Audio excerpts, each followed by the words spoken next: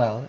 Just to give some people a quick background, I know Malhar mentioned that I work at Microsoft and I'm here in the US. I've been here for like 5 years. I did my PhD from the UK in real-time rendering or computer graphics, if you will.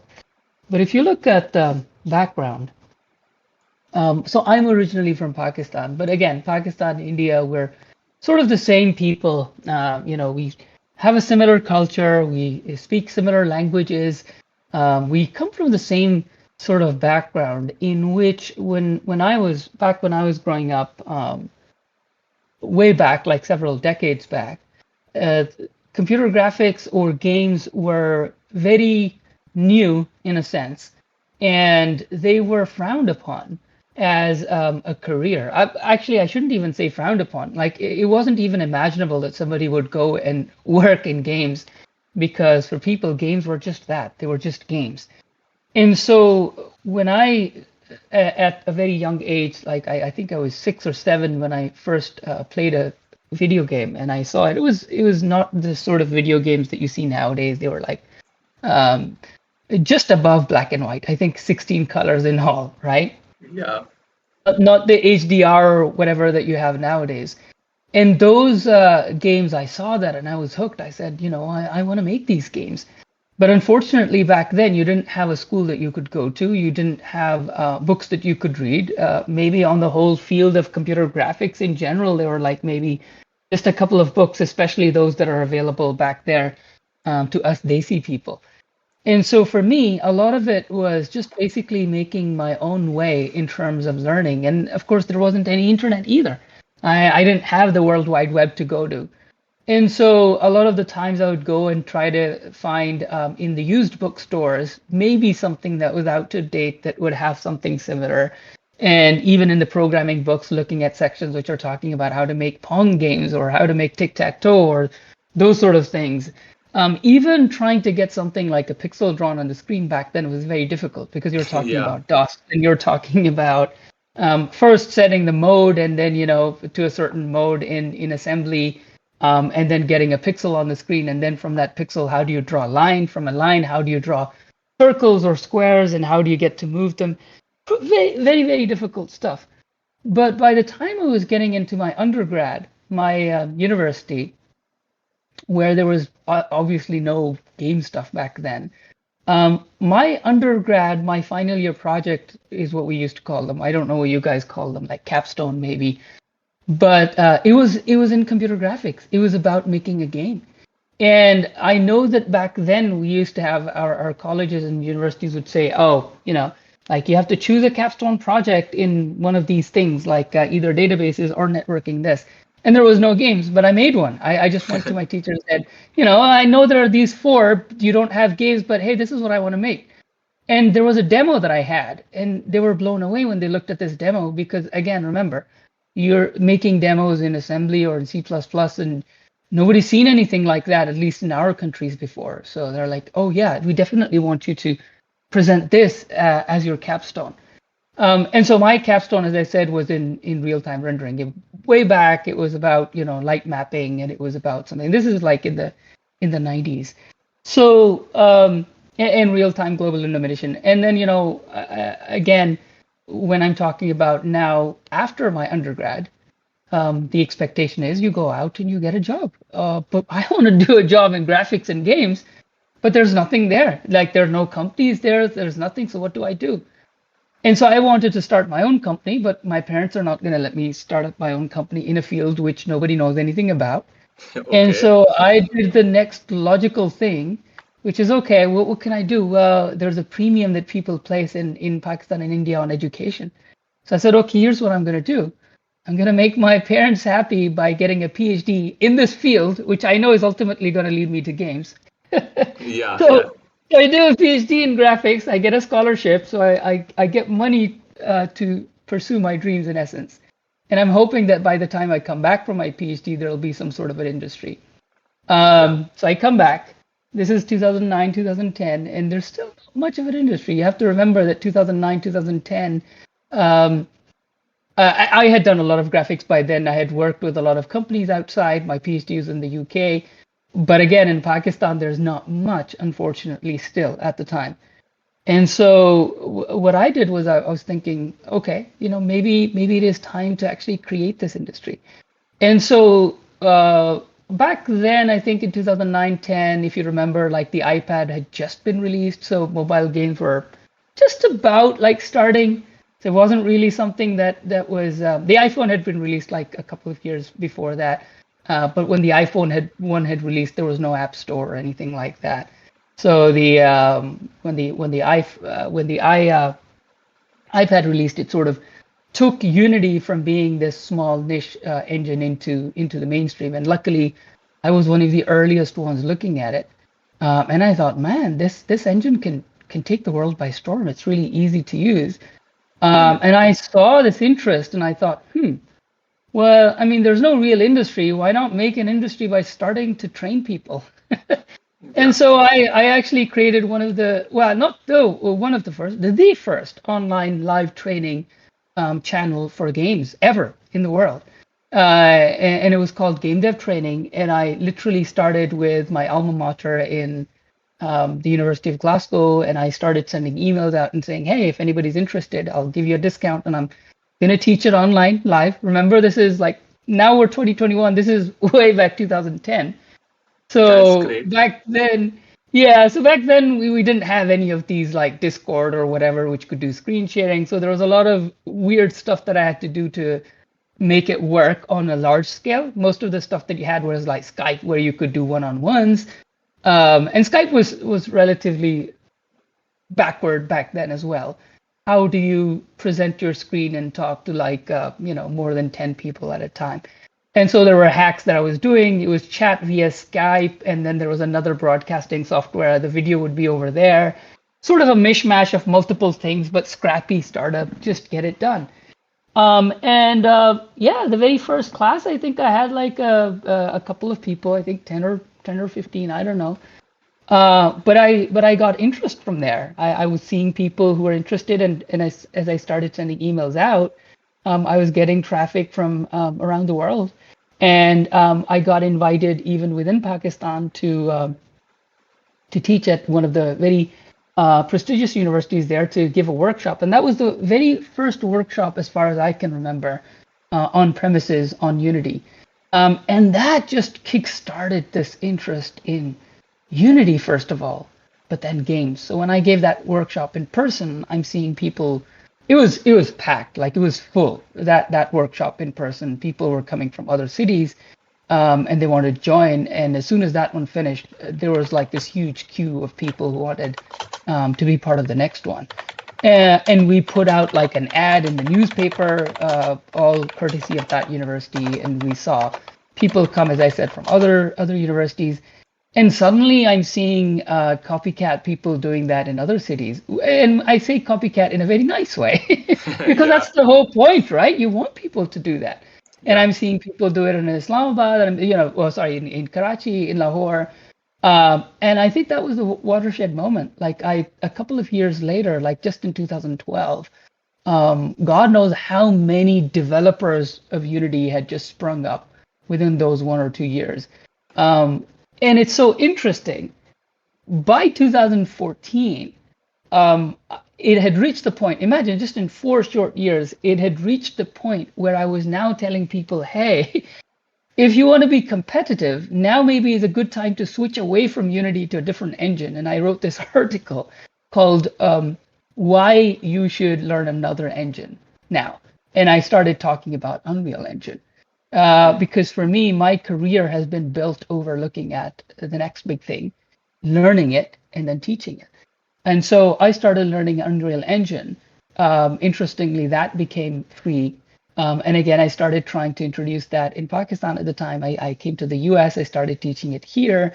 And long story short, but that one decision that landed me in Microsoft, I became the Unreal Engine expert in Microsoft in mixed reality, teaching 2,000 plus people here, and being like a principal engineer.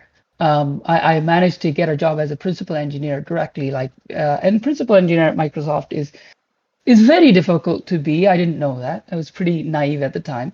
But like, when you find out, there's an engineer, then there's a senior engineer, and then there's a principal engineer, which can take a decade or like and a half to get to.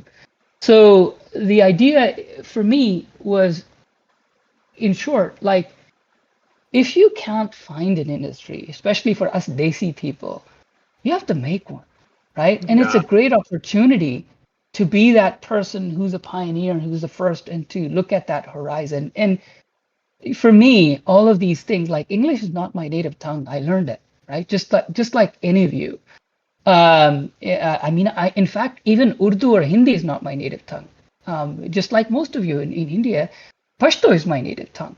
So I actually at home speak Pashto, but having to, learn Urdu and then having to learn English and speak it natively, so that you can communicate well and then do it well enough to be able to teach it to the people who actually created these technologies, and who are at the forefront of it is great for me. It's a big honor, but it's only being the only reason I'm able to do that is because I'm always able to look at what's next and not stopping because the technology is not there. So as I said, like when I remember me doing graphics, I know my introduction was given as like 10 years in the industry. Actually, it's not 10. 10 is just what I put on LinkedIn.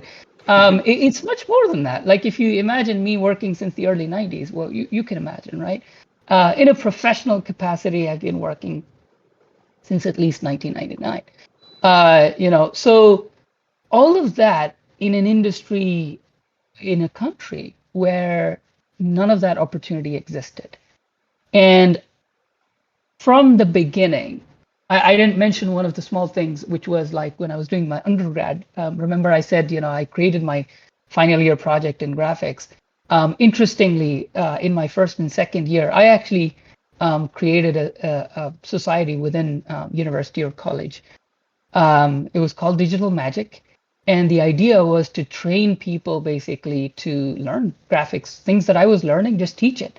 And initially it was free, and then we started charging money for it. Not because I wanted to make money out of it, but just because we had this huge queue, and we wanted to make sure that we only had people who were actually interested in it. And so we charged some minimal money to be able to pay for the lab and so on. And right from there, I could learn what was working and what was not working and what was resonating with people. And I could see by the excitement that these people had in graphics and animation and programming that, oh, this is going to get big, this is going to grow. And back then it was like Adobe Flash and Director and those sort of things. And if that's what people want to make games in, go make games in those things. And if they want to make games in other things, go make games in other things. So yeah, so that's a sort of over long introduction from my side. yeah, like really inspiring story, Sajid, from your end. Really, I'm totally fascinated after hearing lots of things that you done teaching as well. You conducted huge workshops in front of 2000 plus audiences, and yeah, like right now you are at this stage where like you are a principal engineer of the Unreal Engine, right?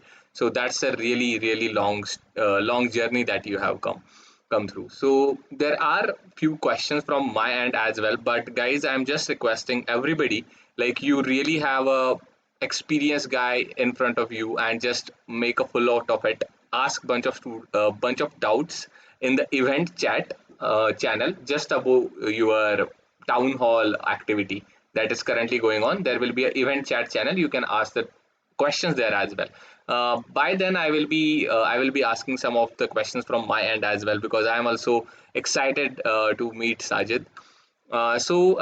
Sajid, actually, I want to ask you one thing: how a non-technical student can start their technical career? Suppose I am a non-technical guy. How should I start my career? What will be the first steps for that?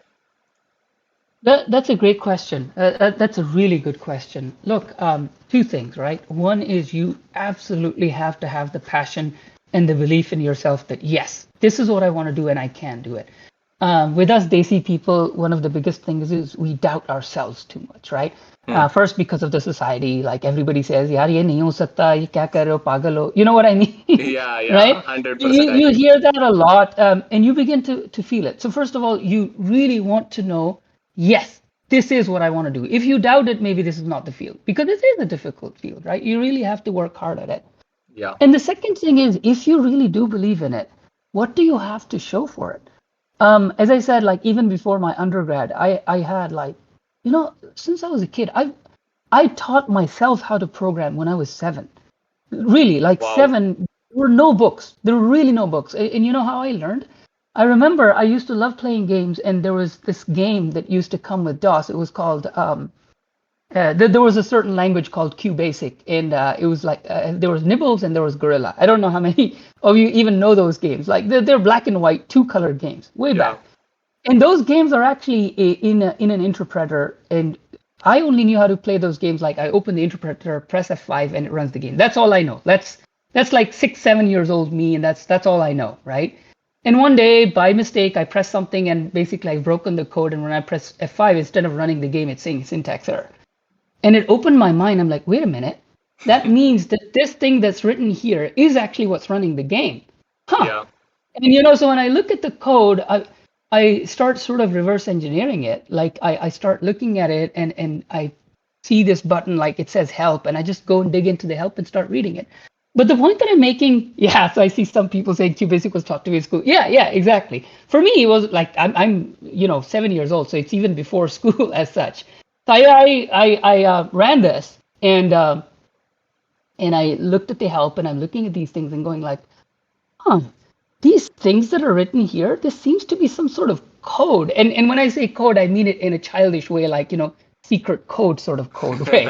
I'm thinking like this is some magic code that's written here, and I see, I think, a couple of things like circle 10 10 blah.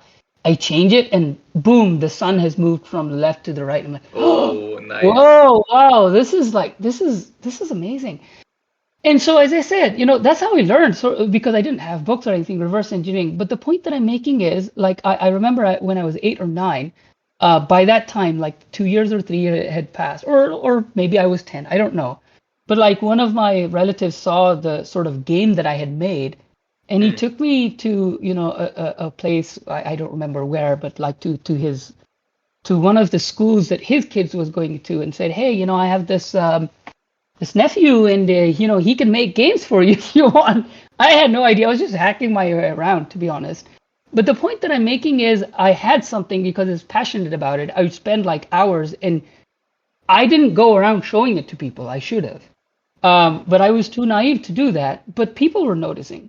So what I'm telling you is, even if you're a non-technical person, right, which I was because I'm 7, how could I be technical, right? Um, Even if you're non-technical, just go and experiment, build, right? Make things, break things.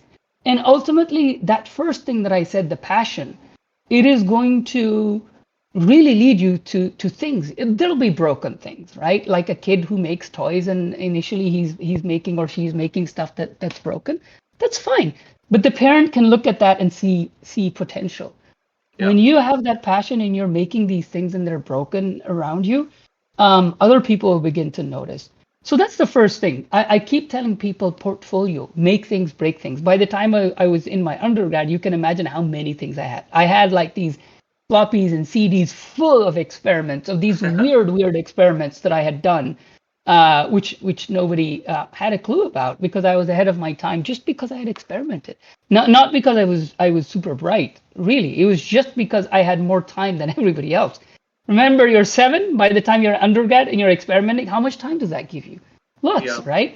So I just had a lot of time. When people would say, "Oh, this guy, I think he's awesome, he's brilliant, he's a genius," and in my head, I'm thinking, not really. I mean, I know the truth about myself. I just worked harder than anybody else and longer than anybody else, right? Like I remember there were times, quite literally, when I was working on something and I'm trying to do it. Like I'm not an artist, but I was trying to learn back then 3D Studio, and not 3D Studio Max. I'm talking about the DOS version of it. It was called 3D Studio R4, I believe. So it was running in DOS. It's a 3D thing, and I'm learning this. I'm saying, wow, this is amazing.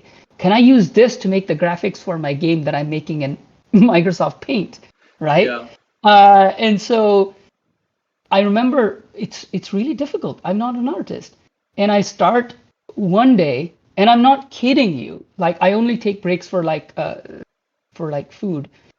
And it gets night. It's dark outside. I don't realize it. And it's Oh, 6 o'clock in the morning, right? And I hear, for us Muslims, I hear the adhan, and then I'm like, oh shit, what time is it? It's 6 a.m. And I've been working on this thing since what? Like, well, I don't know, 18 hours just straight. I think I need a break. And when I go outside, like my eyes are blinded by the oh shit. sunlight. So the point that I'm making is you can get absorbed in what you do Yeah. to that extent. And when you get to that extent, opportunities will come to you. So even before I was doing my undergrad, people around me, like I remember one of the opportunities I got was this guy who was doing his PhD, and I'm still in school. And this guy comes to me and says, "Hey, I'll pay you money if you can write the software for me for my PhD. I know the software, I know everything, but I'm not a programmer. Can you write this code for me?" And I did. And so I was making money, doing workshops before I was even in university. But again, it was not because I was bright. It was quite literally just because I was passionate. And I just spent so much time. I'm not an artist, but I can tell you that I maybe spent more time on art back then than full-time artists do. That much Oh, I know. that's Yeah, great. so that's why if like later on that helped so much because as an indie developer in Pakistan when I didn't have artists, I could at least draw my own art. It wasn't great, but it was better than what most people were doing. And so when I was interviewing people for art positions, I could tell when they were bluffing. And I could tell when they had actually put their work into it, and I could even train people. And I trained people in my own family as well. And so the lead artist, for example, was my own cousin for some very early companies in Pakistan because I had trained him. The lead programmer for a lot of companies, were my own relatives. I was teaching graphics in a lot of universities, where a lot of those people, who my students, would then go on and teach it and sort of make that industry. But not to take so much time because there are other questions. But coming back to the passion, I just want to share one story, and I think that story is more inspiring than mine, honestly. And so I want to share it with you. When I created my own company, Riot Entertainment, as I said, I created a company. There was not much going on, and so in the ad, what I put was, "Hey, even if you don't know games or this, apply if you are interested in learning." This is what I put in the ad, right? Yeah. And so I had a lot of people apply. One of the people that applied, really inspiring story of this guy. He applied. I looked at his resume, and he didn't really have the skills, but he belonged to the same area of Pakistan that I belong to. And so this guy needs to be helped. Let's look at his CV and see what I can do. And what I noticed is that he had done his master's even like 2 years before. Hmm. He hadn't done anything after that. Um, and again, it was a master's in computer science and really nothing. So I just picked up the phone and I called him. I said, "Look, um, first of all, tell me, why didn't you do anything after this?" And he said, "Sir, my passion with this, but I just haven't found any jobs." And well, I mean, that's true. So I can believe him. And I said, "Okay, here's the thing. You don't really have any experience. You haven't worked in this area. I'm going to take a chance on you. I can't offer you a job because, you can't really do anything for me. But here, I'll offer you an opportunity. Take it or leave it. See if it makes sense for you. What Hmm. I'm going to do is I'm going to offer you an internship, unpaid. I'm not going to ask you to work for me on my project, but I'll give you the opportunity to sit with my full-time staff and learn from them. Just sit. I'll give you a computer. I'll give you a space. Just sit there. Do whatever. Look, be a fly on their shoulder. Ask them any questions you need to. Spend a couple of months with us. If you learn something, I might be able to hire you. If not, but if I'm not able to hire you, if you've learned something, I'll probably be able to get you in the industry because I have connections. But it'll all depend on what you can do. If you're the sort of person who can take away those couple of months, because I know that a lot of people in Pakistan have to support their family and this and this and this. Are you able to take that risk? And he said, yes, absolutely. And I said, well, I can't pay you, so how are you going to live in Islamabad? It's very expensive. He said, am I allowed to sleep in the office? Oh shit. And I said, sure. And he said, and let me tell you, this guy came. He brought with him boria bistar, whatever you call them, like he literally Yeah. brought everything, a set of clothes. And this guy has a master's. The Okay. people who are working for me, some of them are just have undergrad, right? But they're Hmm. experienced, right? And they're junior to him. But this guy, it just blew my mind. He, on his own, like I didn't say anything to him. As I said, I provided a computer, provided a place, and I said I can train you, but let's see. He was washing the dishes. He was the security guard. He would close the office. He would open it up on time. He would make tea if necessary, and he would literally sit with these people and ask all sorts of questions. Hmm. And the employees loved him. Yeah. Within a month, some of my colleagues are outsourcing some work to him, right? Because he's learned. 2 months later, he's in just 2 months. He is working on some larger side projects, and I come and look one day, and I'm like, oh shit, this is good. Hmm. By the third month, I give him his own game. Like, okay, this one, I just go do it. And remember, this is all about the passion that I'm talking about. Yeah. Because even if I go into the office like at 3 a.m. sometimes, my office was right next to my house. I had rented a place, and I can see the lights on, and I can see him working on stuff. Right? And he's just learning. By the time like he was done with that internship, not only did he get a full-time job as a experienced game developer, he was able to get his brother hired in that other company as well. And I Okay. think that the junior people that were with me became lead engineers within like 1 year or two after having worked with me. I mean, of course, I came to the US.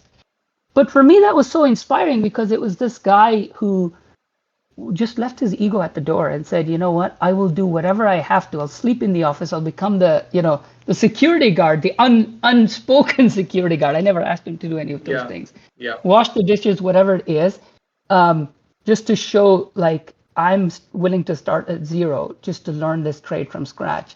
And two years bumbling around, not being able to find a job, and look at where he was. Like within the next 2 years, he's one of the leads, leading like a couple of other people. Very, very quick trajectory upwards. So that was super inspiring for me.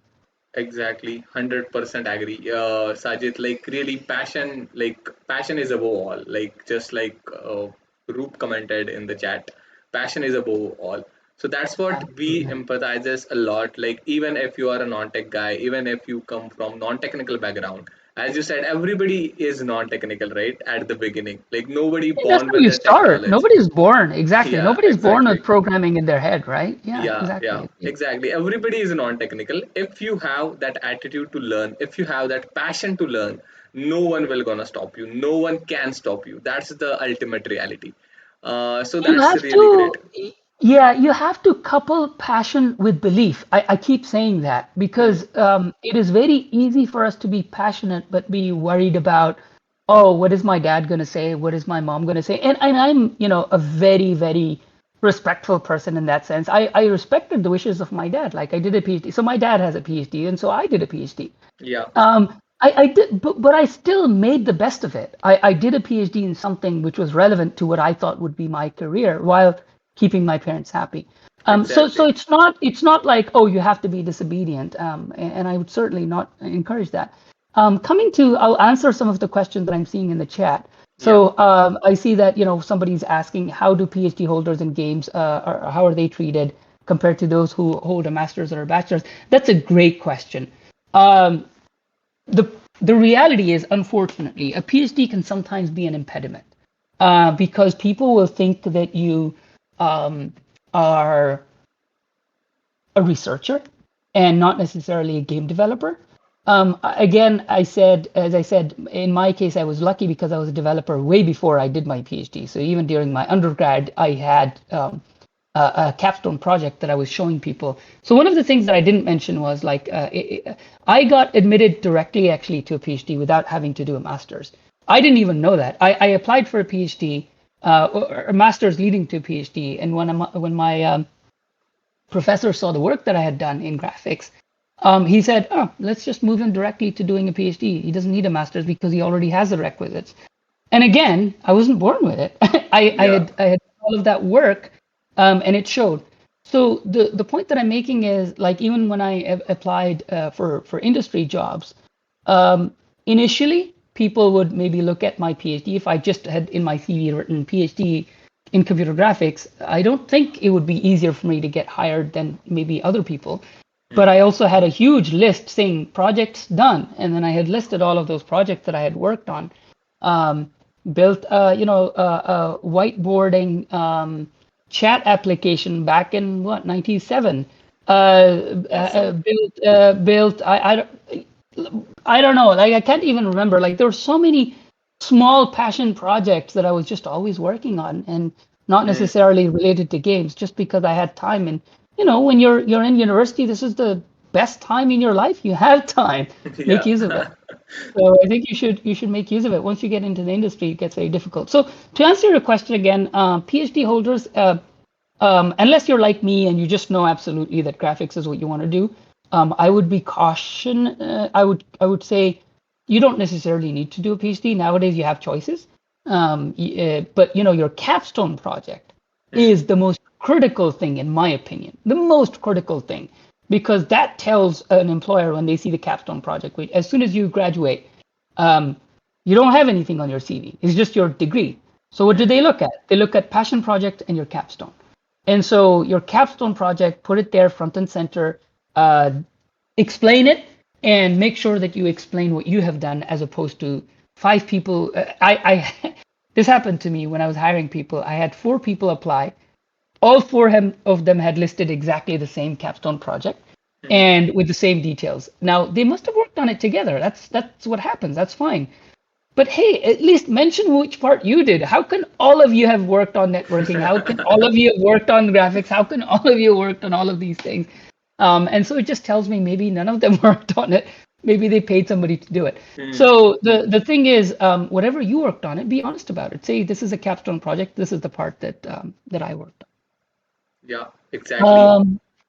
Yeah, I see some other questions, but yeah, if you want to pick them or I can No, pick no, them. sure, sure. Go ahead, Sajid, if you are picking those up. Yeah, so I'm just going to look at that. It says, what would be your recommended path for a game developer more towards graphics? Yeah, oh, that's another really good question. Yeah, so here's what I have found for a path. And this path is true for whether it's graphics or whether it's anything. So it doesn't have to be graphics. I coach my students at Champlain College on this all the time. Hmm. Use your capstone as a way of specializing. That's the best way. So my own student who was interested in graphics, he was doing an undergrad, obviously, and he didn't quite know which area he was interested until he got to his final year. And that's when I joined that university, and he was just super happy to meet me because I was a graphics person. And he said, I'm just going to join all of the graphics classes that you have. And I said, okay, that's great. But in your capstone, you should make use of it. Like be the graphics programmer in your capstone, right? Or make your capstone related to graphics in some way. And he did. And he took my graphics classes and he was just passionate as well. So he was day night and he was telling me some stuff about like graphics, which even I didn't know at the time because graphics is changing. Nobody knows everything. As I said, for me, it's all about learning. It's not about being like super, being a genius. I'm just always learning. Yeah. And so he would come to me really excited during my office hours and say, "Hey, I've done this, I've done that." That was awesome. And that capstone project plus the graphics project that he did in my class, um, he got an offer from Unity as a graphics programmer before he graduated. so That's great. so imagine before he graduated at Unity Technologies. So the way it is to have passion projects. I keep saying this. Hmm. Whatever your passion is, if you're a sound guy, well, then you should have sound stuff. I know a sound recording artist back in 2010 who actually introduced me to Unity back then because he was using it to create sound projects in 3D where he was creating some samples of audio where you could move around and it would it would play the sound in your left ear, right ear, depending on where you are in the 3D scene. And he's a sound artist, not even a programmer. So imagine that. So yeah, so as I said, create passion projects, hobby projects, and then also just make sure that your capstone project is going to be the big piece that people are going to want to know what you did on because that's the big programming part. So even if you're not a programmer, you have your own capstone. We had some students who were like architects, and they used Unreal Engine to create architectural pieces and display them, show them off with time of day. So do that. So that's what I would suggest. Great, great. Um, yeah, I so guess there is one very interesting question. What will sure, you yeah. prefer, candidates? Like, what will you prefer from the candidate?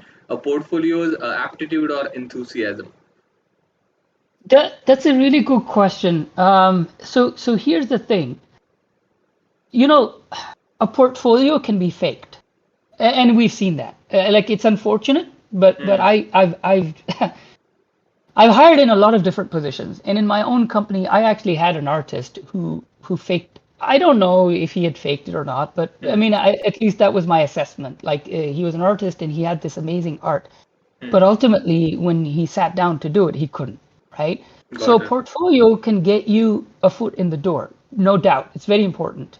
Hmm. Um, Aptitude is natural, so there's really nothing you can do about it, can you? Right? Like, I mean, you either have the aptitude or you don't. Hmm. But enthusiasm is what really I look at because what it tells me is a is this is well I'm gonna couple enthusiasm with how far you're willing to go with that enthusiasm, right? Like are you that guy who is willing to spend 3 months sleeping on the floor, in an office, Yeah. in the blazing heat and blazing cold, Yeah. just because you're passionate and enthusiastic, or you're just enthusiastic, but you don't really want to do anything about it. Like I've heard people who are like, "Oh, I really want to be this," or "I really want to do that," and as soon as you give them the easiest way for me to find out enthusiasm, like I see a lot of people who know me personally, or some parents who will say, "Yaar, mere bete ko thoda sa sikha do ye wo." You Hmm. get that a lot, right? And I'll say, "Oh, sure," but I don't want to waste my time. So the first thing I'll do is, okay, here are some tasks. Why don't you go and do that? And let's see. Like, read about this, learn about this, and sometimes they'll come back, sometimes they won't. And when they come back, I give them another task, a bit more difficult. And most of the time, 95% of the time, they won't come back after that. That 5% of the people that do come back, I know, are enthusiastic and passionate. And Yeah. so they are people who stay with me. They're on LinkedIn with me, they ask me questions. And I think I cannot remember a person who's enthusiastic that I have not been able to train. So if you're enthusiastic, Hmm. I'm the sort of person, at least, that I know that I can train you. I can help you. And so one of the things I want to quickly add here, I know Prem, you asked this really interesting question about, portfolio aptitude or enthusiasm, Hmm. is that people in the industry really do want to give back. They want to help you. And so one of the ways, if you are not technical, or if you just are technical but don't have don't have the opportunity, reach out to people on LinkedIn. Today is not 1990, right? You have the internet, you have LinkedIn, you have these. Be respectful of people's time, but if you're genuinely enthusiastic and you ping people and say, "Hey, I see you've worked, you've researched the person. You're not just, blindly asking. You've researched the person and you feel like you can learn from them, and you ping them on LinkedIn and say, "Hey, professor or sir or XYZ, whatever. I see, you've worked on this a lot, and I'm from Bangalore, or from, or I'm studying in XYZ and or whatever, Hyderabad or whatever, and I'm really passionate about this. Um, would you be okay being my mentor?" I Hmm. doubt there's going to be anyone out there who's going to say no. Like, I would be shocked if somebody says no, but they will test you. They'll see whether you mean it or whether you're just using them as a way to get into, say, Google or Microsoft or Facebook or whatever, as a resume, as a signature. So are you a signature or are you really their teacher? And, be open. Say, hey, if they say, yeah, sure, then say, would you be okay if I asked you questions from time to time? And if they say yes, ask them questions, but then be prepared, for people like me to forget to answer you for a month and then get back to them and say, hey, professor, or hey, XYZ, just reminder about this question if you don't mind. And then a lot of the time it'll just be because I got busy and I'll be, oh, sure, right. And then maybe I'll forget for another next month. And trust me, there are people on WhatsApp with me like that, or on LinkedIn with me like that, and they're persistent because they're passionate. And ultimately, I'll get around to them, and I'll spend like half an hour and I'll explain.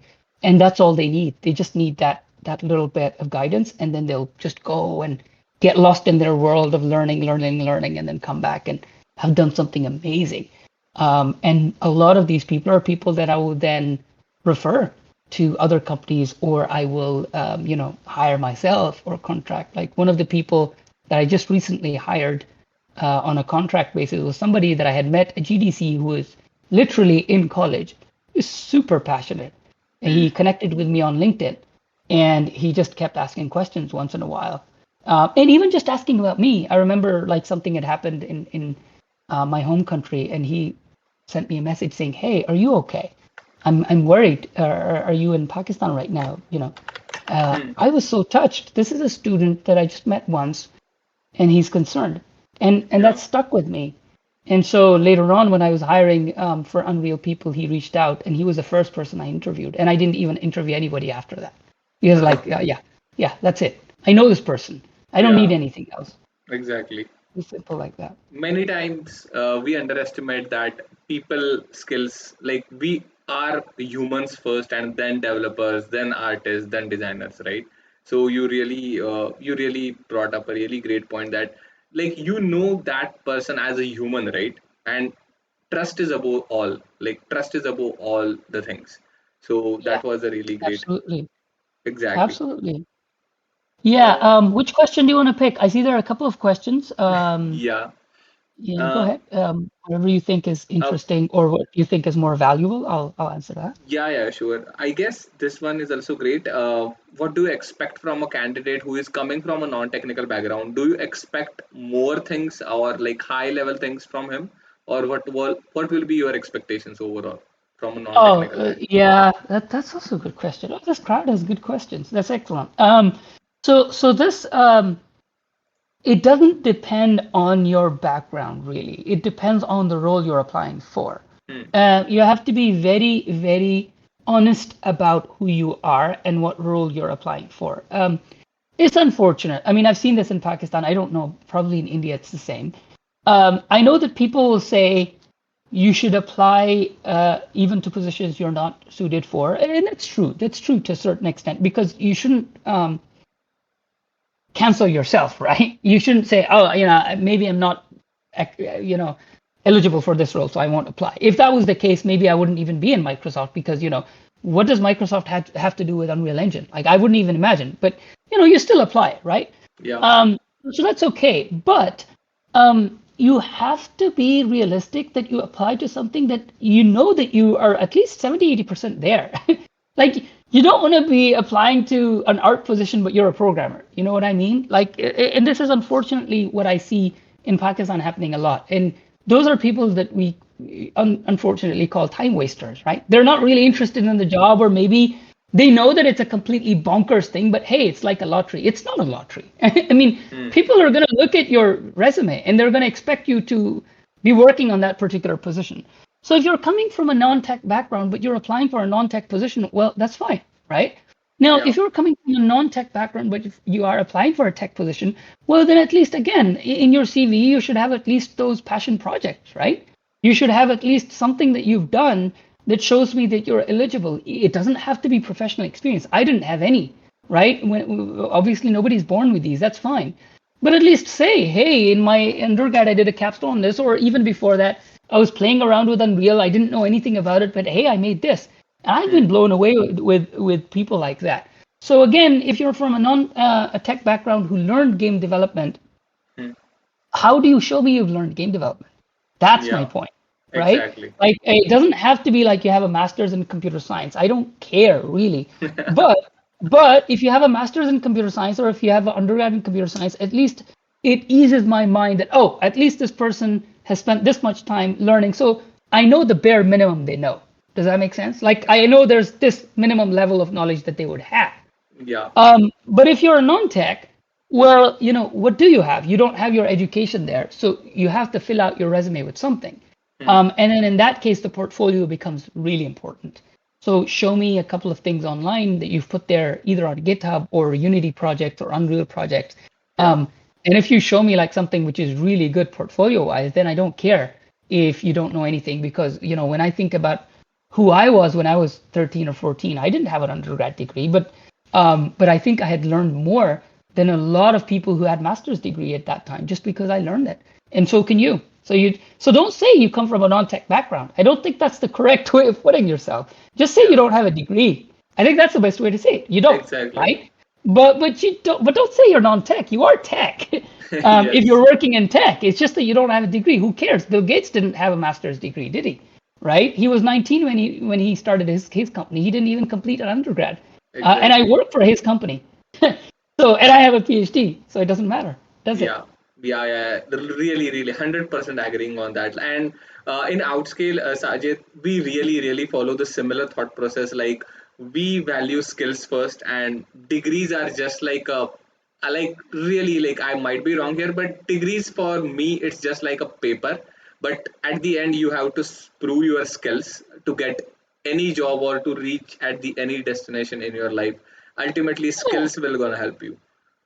agreed. I mean, if I know other people who have a PhD in graphics too, but they can't get a job in the industry because they don't have the right skill set. Totally Yeah. agreed. For me personally, a degree, yes, it's a paper, but at least it tells me that, oh, this person was passionate enough to spend 4 years studying Hmm. this. You know what Yeah. I mean? So in itself, it's not something I don't really look at the grades Hmm. really, but Yeah, what I'm looking more is what can this degree and this and this and this tell me about how passionate this person is? That's how I look at it. Like exactly. so again, it goes back to what you're saying. If you have other ways of showing me passion, great. I don't care about your degree. Yeah, Show me that. What is the way that you can show me that you're passionate and that you have worked on it? I mean, don't tell me I'm super passionate, but I have nothing to show because then you're not passionate. Like it's as simple as exactly. that. Like if Exactly. you're passionate, you will always be doing something related to that, even if it's something broken. I've had people come in and show me, something with literally boxes moving around on the screen. But Hmm. when they show me, oh, this is written in assembly, my goodness, know how long that takes to do. So, okay, great. Shows me the passion. That's fine. Yeah, that's really great. Yeah, 100% agree. Actually, Sajid, I was doing that mistake, by the way. I was very passionate. Sorry, I was. It's a bad English. I am really passionate about game development.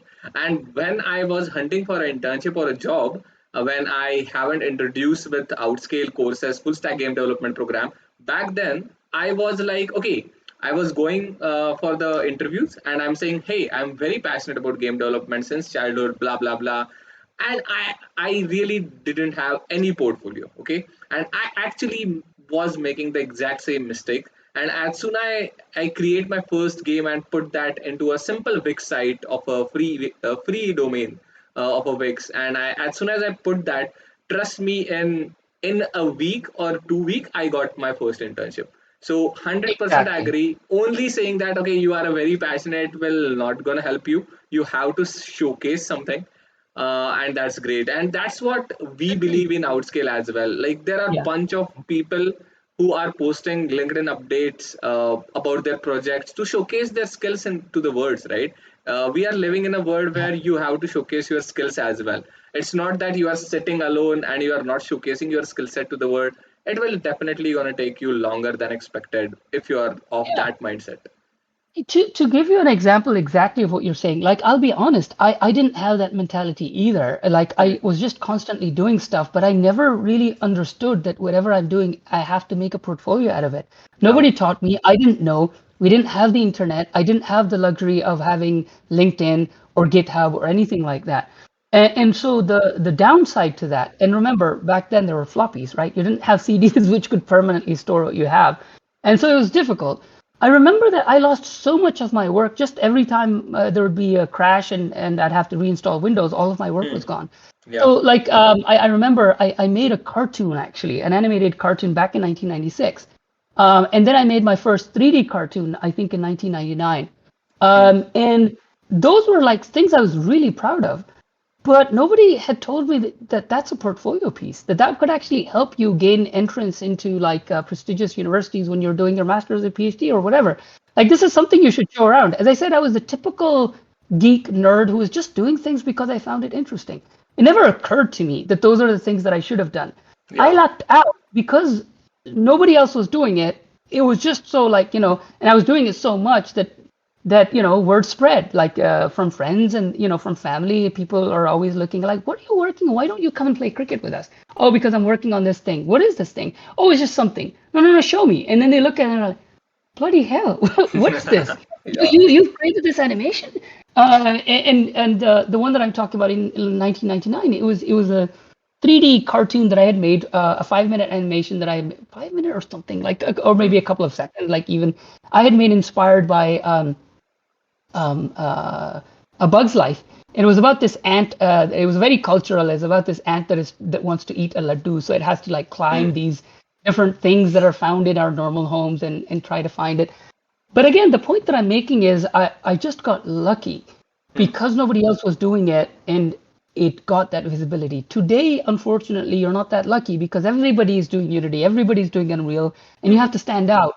So you really do have to create a portfolio. Yeah. Whatever you're working on, it has to be neatly organized into a website. Oh, this is a really good question. I'm going to take that question. I know we're out of time, but let me just take that quick question. Are there any tips or anything for a fresh or first portfolio? I Yeah. love this question because this is one of the things that I really want to point out. So just give me a second. I'm trying to find a link here, but I want to share it with you. That So will be just great. give me 1 second. I really let me just show you an example.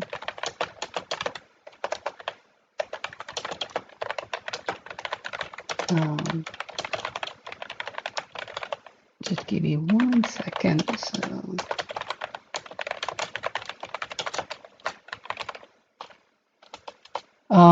I'll see if I can find it, but that was like a really, really good example.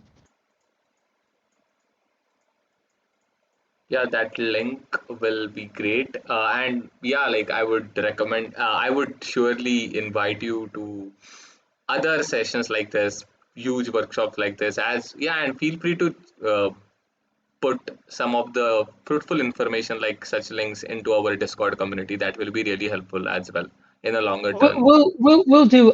So this is not the one that I was looking for, but I'll Hmm. share this for now as well.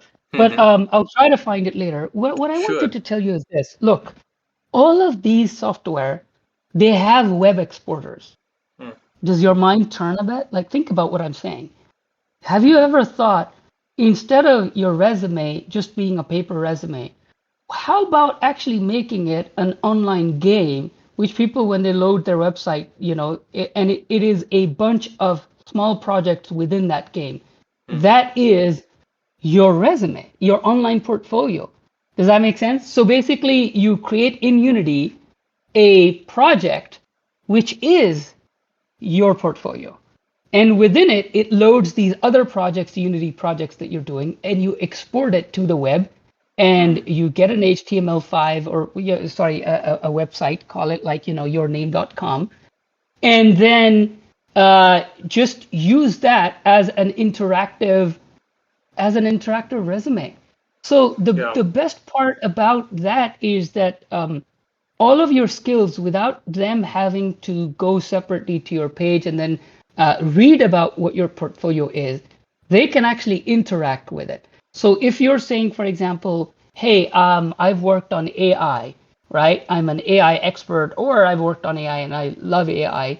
Well, then in your online resume, it'll actually be like an online. You would have exported your this game in which there's like a menu which says bio, and it says AI example one, example two shooting, A example three. They click on example one, and then it shows them a guy who's doing pathfinding running after a guy, Yeah, yeah, right? And then they click two, example two, and they see how this rocket is always following a puppy, for example. Just giving an exactly. example. And then Yeah, they can like write examples. But the best part is this is not something that you just have, just put on GitHub. This can be live and people can play it live on the web because you can upload that entire Unity project by exporting it to the web. hmm, And then, you link it from your website, which says some of my work, and you click that, and then it goes to that live thing, loads in the browser, and people can actually play. So, like when I'm looking at resumes, if I have a resume which is a live and interactive resume, hmm, which in Adobe has an interactive link and I can click it, I will click it. Like yeah, that's easy for me rather than later on doing stuff. So I would strongly suggest that you look into the features of Unity and Unreal for web export. hmm, And then, yeah, and this other example that somebody gave is fantastic. I love yeah, it. Thank you, Ryuk. This is exactly the sort of thing that I'm talking about. The difference, of course, is that, oh, yeah, creative dev, see how it goes into those things.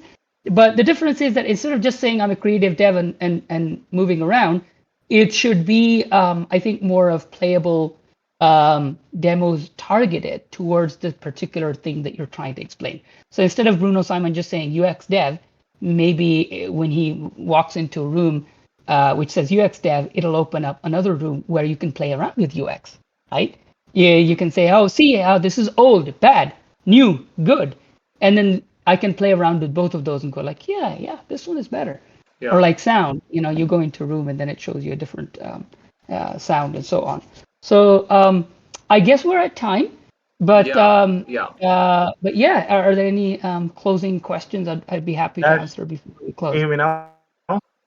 I'm audible? Yes, yes, you are audible, Piyush. Thank God. My internet is, I don't know, it's not working fine today. Sajid, it was an awesome session, right?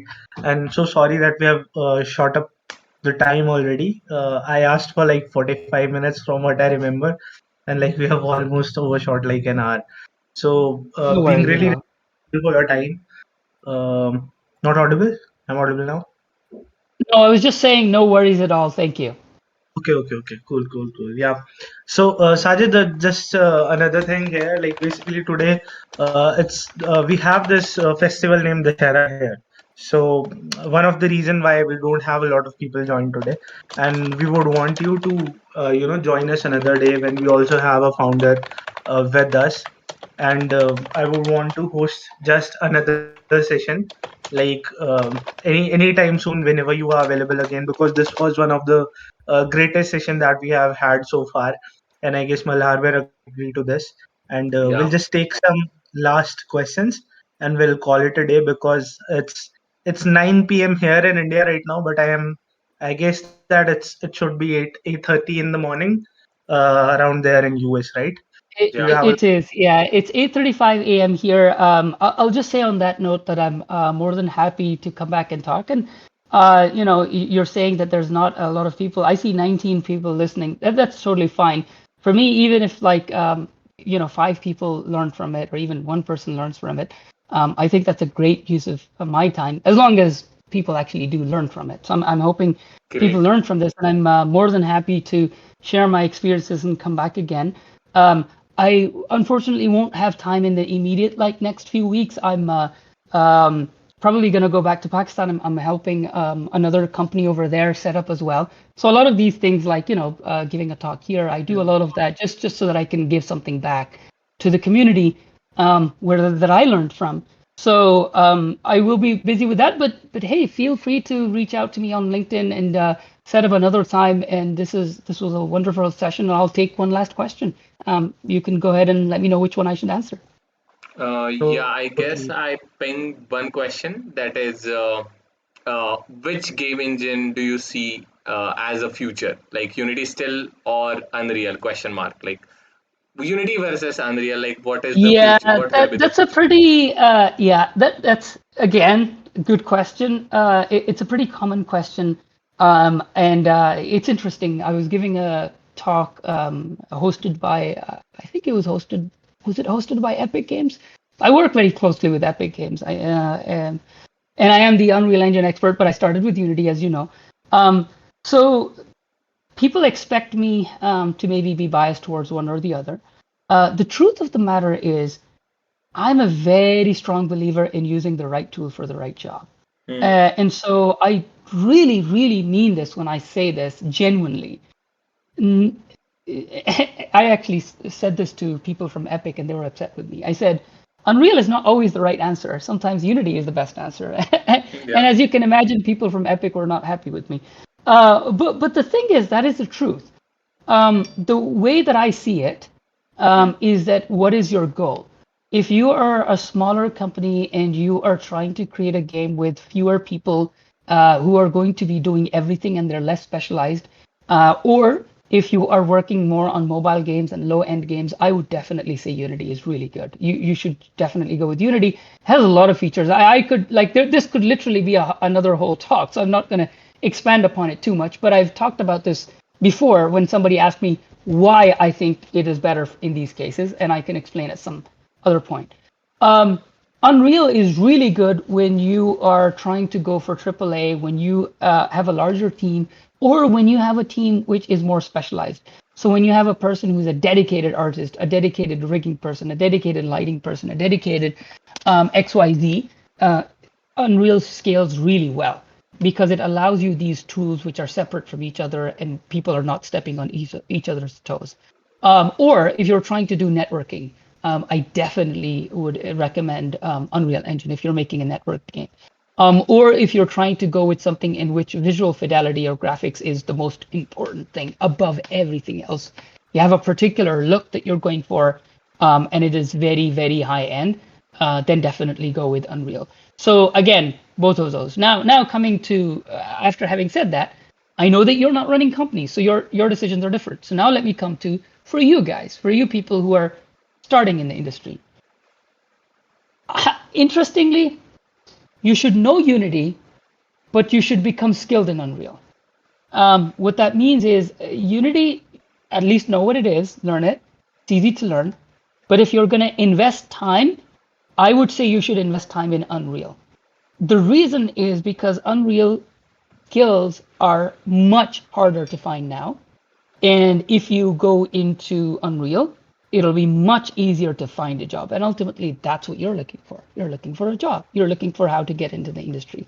I can tell you right now, if I could even today like find contract person who had just even done 2 to 3 months of like networking work in Unreal without any other experience, I would hire them. Like that's how short Unreal people are. And so Hmm. if you're an artist, obviously you need to know Unreal. But if you are a programmer and you know Unreal, you'll be a unicorn. You'll have people looking for you left and right. That is my assessment based on as a job seeker. I think it has the most legs. As an engine itself, which engine is going to be more successful in the long run? Perfectly honest answer, both. Neither of them is going away. If you're saying Unity is going to go away, nope, it's not. If you think Unreal is going to go away, definitely not either. Great. Yeah, 100% agree. Okay, Sajid, Piyush, like seriously, it was one of our best sessions that we had. And Sajid, please come back, and I am sure you will come back as well. And yeah, you can hang around in the Discord. You can check up our game development channels, our data structures and algorithms channels, C++ channels. You can just hang around with the community as well whenever you want. So this is our Discord community. Feel free to hop in into our community. So Piyush, you want to take it over? Yep. Like Sajid, it would be a pleasure if you, anytime join back us. So we do have sessions on every Friday here, and probably now I'm planning a dedicated, a bigger session with you whenever you are available next. So this was like, as I said, like, one of the greatest session that we have done so far. And we have few more sessions coming up. Someone from Zynga is coming up soon. Then we have a great indie developer from India who has his own company and is also a great YouTuber in India. He'll be joining on next Friday. So yeah, we have a good speaker lineup coming after this as well. But yeah, whenever you are available next, we are gonna do another session, and I would want our founder Mayank to join in as well, and probably I'll ask him to host the next session with you. So that will be Uh, a great Yeah, experience. That thank you, Piyush. Thank you so much for inviting me. Thank you, Malhar. It's really an honor to be able to give something back. I genuinely enjoy it. I just want to quickly say I'm from Pakistan, and I know most of my audience here is from India, but that just goes on to show you that a lot of these things are political constructs. And I think Yeah. that at this stage, like what I am and where you are, if we start breaking down these barriers, I think we can make the world a better place for us. And like I'll be honest, when I came to the U.S., the very first people in my college that welcomed me were from India. My best friends were Indians. And it's unfortunate, but it's only after we leave India and Pakistan we realize how similar we are. It's very unfortunate, but that is the truth. We are the same people, and I really want you to utilize that and to reach out to people, whether they're from Pakistan or from India. Like Desi, as long as they're Desi, you'll find that they'll be very happy to mentor you, and they will be very happy to move you forward and to get you into the industry. About me personally, yeah, I can see there's a Discord channel. I'm more than happy to field any questions. I do. Unfortunately, I won't have time to hang around in the Discord. I might be able to look at it once in a while, which is great. But if you do have any questions, feel free to at me and ask me questions. I cannot promise that I will always have the time to look at it, but as I said, persistence, passion. Feel free to reach out to me on LinkedIn. I'm happy to connect. Just remember that if I don't respond, it's not because I'm being arrogant. It's just because I genuinely will either forget or I will totally miss it or something like that. Feel free to remind me. I don't mind being reminded. And yeah, stay in touch. And thank you so much for this opportunity. And I hope you wish you all of you the best of luck. And I'm more than happy to come back and talk again. Thank you so much. thank you so much, Sajid. Guys, I've already dropped his LinkedIn link, his profile link on the chat. You guys can connect with him. Sajid, you'll see a lot of connection requests your way by EOD today. So yeah, that Sure. that that was a great session. Totally Sure. loved it. Thank you so much. Thank Thanks a you. lot. Have a good rest of the day. Thanks a Bye. lot, Sajid. Thanks a lot, Piyush. Thanks a lot, everybody. Yeah. Thank you, everyone. Again, just a subtle reminder: we have this kind of events happening every Friday, so you guys can join in next Friday as well. I'll drop in the event announcement channel about the next event that we are hosting. It was a lovely session. Good night, everyone here in India, and bye bye. Bye Take bye. care. Bye bye, guys.